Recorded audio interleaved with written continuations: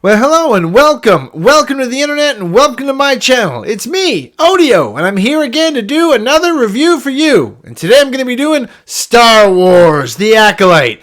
And I'm pretty excited to do this one. I'm up to date on all of the Star Wars, and this show takes place 100 years before the prequels.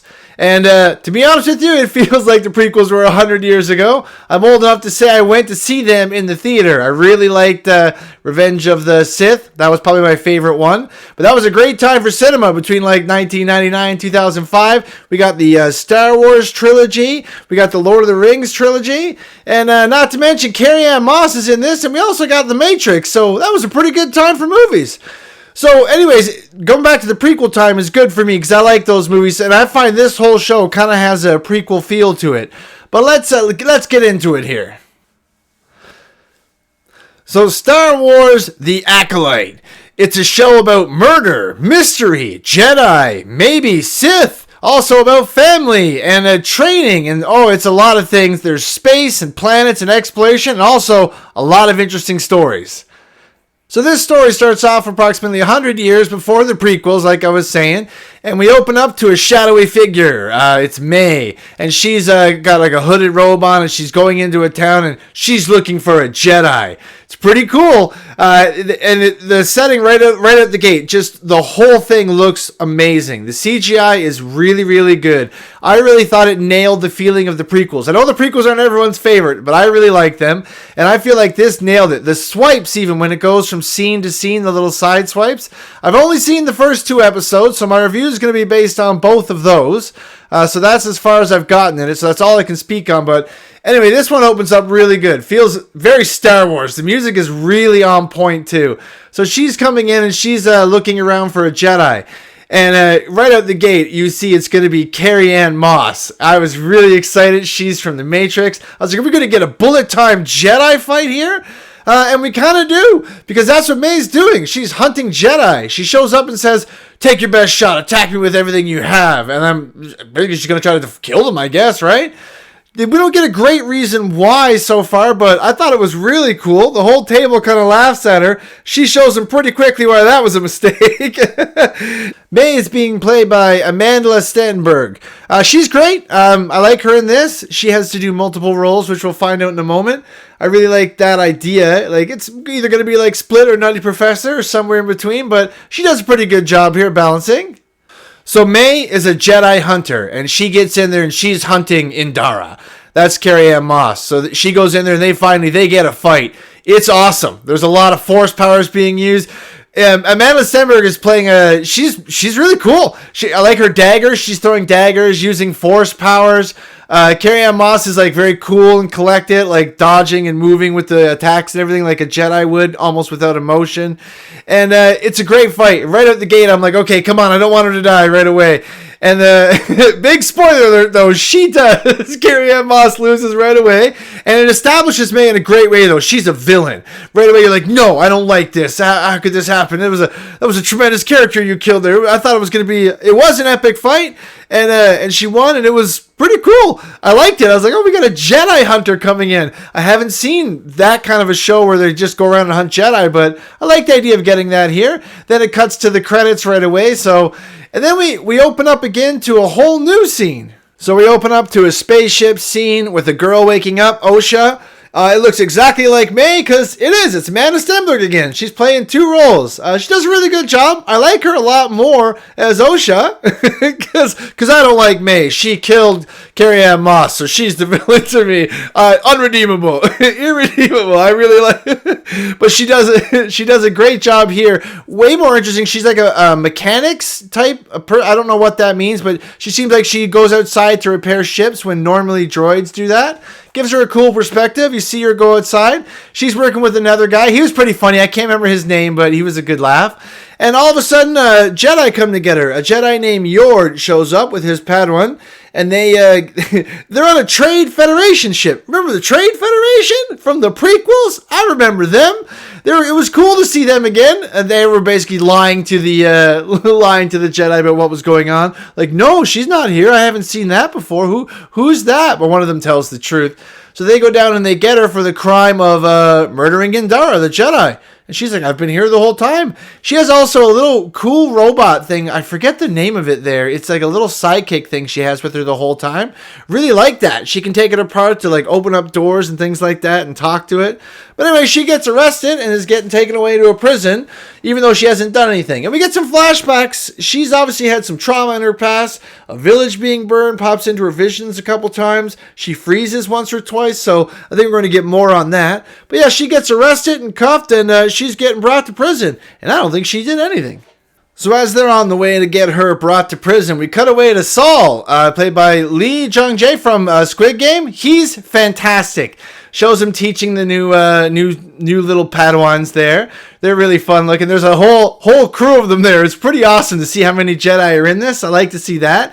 And Vamestra comes in. She's another higher ranking Jedi, and she lets him know what's happening because Osha used to be his Padawan. Ooh, nice twist. And he wants to go because if she's his Padawan, or she was his old Padawan, and she's killed someone, he wants to go see what's going on. At first, they don't agree, but they agree to send him. Saul has a hard time believing that Osha has actually killed anyone, but he does tell Vamestra that he'll support her decision, whatever decision she makes.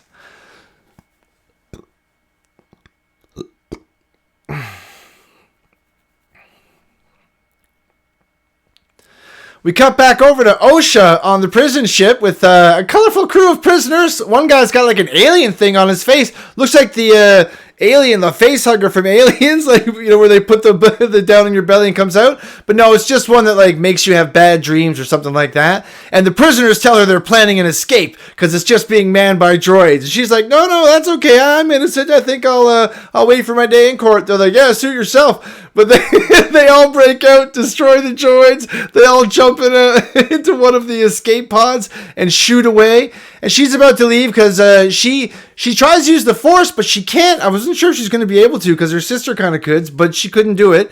So she's getting frustrated, can't seem to get out. But then the ship gets rocked, hits a couple asteroids because it's going down because all the droids have been shut down. The guys that were escaping had some kind of robot with them, and he was able to shut all the droids down. They actually turned into chairs. It was a really funny scene where the two pilots of the ship turned into droid chairs. I couldn't stop laughing. It was fantastic. It was, and like I said, the CGI is great. The space shot scenes look great. The droids look fantastic. Honestly, I know that I heard it had a really high budget for this, but for once you can actually see it on the screen. Anyway, Osha's going to go leave, and when she goes to take the last escape pod, she sees that guy with the face hugger on his face, and she goes back, takes her pip thing apart, and saves him. Electrocutes the alien off his face, and he repays her by pushing her out of the way and stealing the escape pod and abandoning her there. So she has to just strap into a chair and, oh yeah, we're going down. It just crashes on, what was the planet's name? I can't remember, Calgut or something? I'll call it not Hoth. It was another ice planet. Star Wars loves the ice planets. We had Hoth in The Empire Strikes Back. The Mandalorian went to an ice planet. Remember they had that girl with the eggs in there that Grogu kept eating? And now we're on another ice planet as she crashes down. You gotta love it. So Saul ends up taking Yord and his Padawan off, and they are going to look for Osha. They realize the prison ship has crashed, so they go down to the planet to try to look for her. You get a fun little chase through the ice tunnels there, and Osha kind of has a moment like from The Fugitive, where she gets to a drop, and she's like, it wasn't me, it was the one-armed man, I didn't kill anyone. And she falls off, but Saul saves her. He saves his old Padawan, and he believes her, and she says it's her twin, because she's been having visions about her twin as the show's been going on, so she knows that she's alive. And Saul knows too, because he knew that she was probably dead from the fire a long time ago, but you could tell he wasn't really certain. And as soon as she says that, in his mind, he's confirmed it, like, yeah, that's what's going on. So they become kind of a team. Yord and his Padawan have their like lightsabers out. He's like, wait a minute, what? We're just going to take her with us? I really like him. He's a very good comic relief character, but he's also a cool Jedi. He tries to follow the Order's rules and things, so he gives you a nice perspective. Then for the final scene of episode 1, we see May walk up to some shadowy dark figure off in the distance, and he says, killing a Jedi without a weapon or anything is the best way to become the Acolyte. And then he like pulls out like a red lightsaber blade that flashes. Pretty cool. I don't know who he is. Very scary, and it cuts away. So that was the end of episode 1, and I was immediately like, okay, let's get to episode 2. Felt great. Really enjoyed it. The characters are interesting. So we go right into episode 2, and we're on, yet again, another planet. One of my favorite things about Star Wars is all the different planets and aliens and stuff. That's why I like The Mandalorian. And even though, like I said, I know the prequels aren't the best, but at least we get to see a couple different places. We also see some familiar places. But Olega's the new planet, and there's a Jedi temple there. And where there's Jedi, you know where there's going to be else? May, hunting Jedi. And she's coming in looking for another Jedi Master. This guy's name is Torben. He's not that old, but he reminds you of those really old guys with the staffs that are like floating, floating in place. He's doing that. He's like a mime Jedi. She goes in and tries to attack him. She gets this little girl to like trick. Oh, you get a nice little shot, just like from Return of the Jedi, that little eyeball thing that comes out. May actually puts I don't know what to call it, a sabotage device on it, and uses that to get in. So once she's in there, she tries to attack Torben with her daggers and everything like that.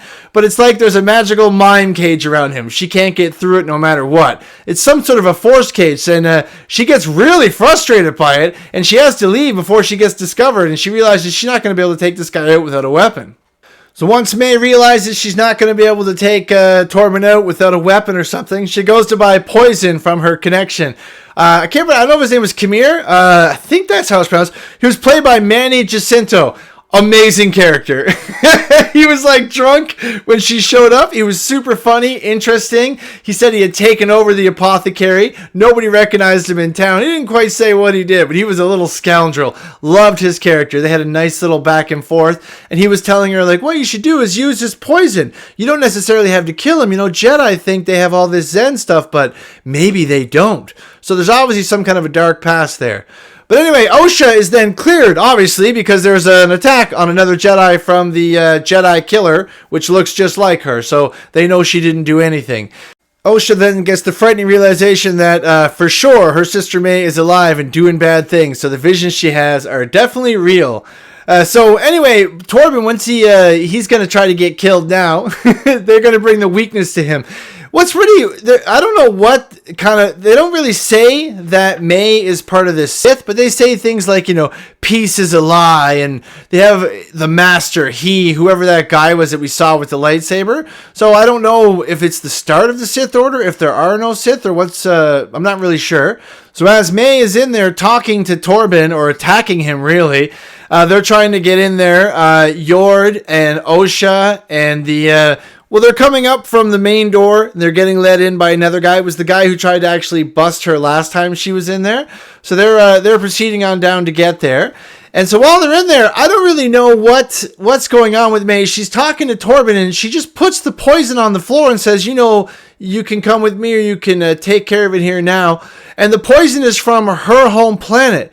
And he comes out of his trance and like beats the mime box, seems to disappear around him. And he says he's sorry, like drinks the poison. So I don't know what he did, but it must have been pretty bad. So he's dead and gone before they can even get to him there. But she didn't even attack him that time. So I don't know if that counts without a weapon. Oh, the poison's kind of a weapon. So when they all arrive in there, Osha picks up the poison and smells it, realizes it's from her home planet, Brandok. So obviously it's some kind of a revenge for something that happened there. They always talk about the fire that May started. Osha does not like her sister May, because May is the one who started the fire that killed their whole family. I wouldn't like her either. I'm sure there'll be some more backstory to that later, but we don't have it now, and it just kind of seems like she burned her family. So not popular with the Jedi crew. Sol also says a couple times he feels bad they couldn't save more people on Brondok, and he wanted to do more, but they couldn't. I don't know why. I guess we're going to get some cutscenes later on for this, but it seems to be pretty central to a lot of their feelings and how they're reacting to things. But they now know that she's there, so they actually get Osha to dress up and pretend she's May. And they go into the apothecary to Kamir, and I like that guy. And he kind of falls for it at first, but he's also pretty wily. He asks her if the poison works and things like that, and if he would appreciate that. So then they bust in there, and they're like, oh, we got you on tape. You're going to get busted. Because the Jedi are kind of like the police. In a lot of ways, this is kind of like a little cop drama, with the Jedi being the cops, and May and Kamir, Manny Jacinto, being the villains, and whoever the guy was with the red lightsaber. But it's super interesting. You find out, too, that May is actually hunting 4 Jedi. So Torben was one of them, and the Indra was the first one. Then there's another one who's a Wookiee. I think his name was Kilneka. He's on another planet somewhere. We haven't seen him yet. And then Sol was the 4th one. And I think maybe because he trained her sister. I don't know. But anyway, she dresses up, goes in there, and after they get him on tape, he sells May right out, tells him she's going to be coming back to collect some stuff. So they wait for her there, and then they have a big confrontation. Sol goes out to fight her one-on-one. And wow, it's awesome. It's great. A lot of the fight scenes in this are really good. You see them using the Force in different ways, like pushing and jumping, and I liked it a lot. There was a lot of really cool, exciting moments. It was exhilarating to see both of them at kind of the top of their game. She was much more aggressive, more of a Sith would be, and he was much more calm and emotionless. But he really whooped her. He was able to just disarm her, took her daggers from her. He was asking her who trained her to fight like this, because she wasn't a Jedi like her sister, so I think he wants to know who it is. He checks her mind. He said it's so shielded. May tells him to get out of there. It's really cool. It's a great fight scene, and she has a hidden dagger, but then we see Yord, who's been watching the whole time, plucks the dagger out of the air and comes down, so then she's outnumbered. It's weird, too. Sometimes it seems like she's trying to grab at their lightsabers when they're fighting. But when she had the chance to take Torben's lightsaber after he was poisoned, she didn't take it. Same thing with Indara at the beginning. So I don't know if she's just trying to disarm them, maybe. But anyway, she's there and she's kind of trapped now. And they're going to try to take her into prison. And then Yord's Padawan comes in with a spaceship and she's got a giant bright light shining down on her. And she's like, "You're under arrest." And in a really cool moment, May just smashes the ground and all this dirt and sand flies out everywhere. Everyone's blinded and she just disappears. Ninja vanish. Like I said, she's a cool villain. So then she's gone and they don't know where she is. And she's got to try to escape from the planet. So as May is escaping too, she gets seen by Osha, and Osha really hesitates. She points a gun at her. They both know each other's alive, and she does shoot at her, but it's pretty close. She misses her, and then May drives away, and Osha takes another shot at her, but I don't know if she's really trying to hit her. She misses pretty wide, so tough to say. She might have been letting her sister off. A lot of emotions probably going on there. So she gets away, runs back into Khmer. She's mad at him for selling her out, but he says he can get her off the planet and then get to another planet called Kofar, where the Wookiee is that she's looking for, which sounds awesome. And then Saul, he basically he wants to keep going after her, and he calls back to the Jedi Council, and Vimestra's like, "No, you got to come back. We got to talk this out. We don't just send people off on missions like this. We talk this through calmly." So they're going back for sure, and I think they're definitely going to be taking Osha with them. And then we get a nice cut to that planet, Kofar, and we get to see it's a cool jungle planet. There's a crashed ship there, and you see 2 bounty hunter guys or something say, "Oh, look, a ship. Could be some wreckage or something in there." And we see that Wookiee Jedi, Kilneka. He pulls the gun out of one of their hands and breaks it, throws it away.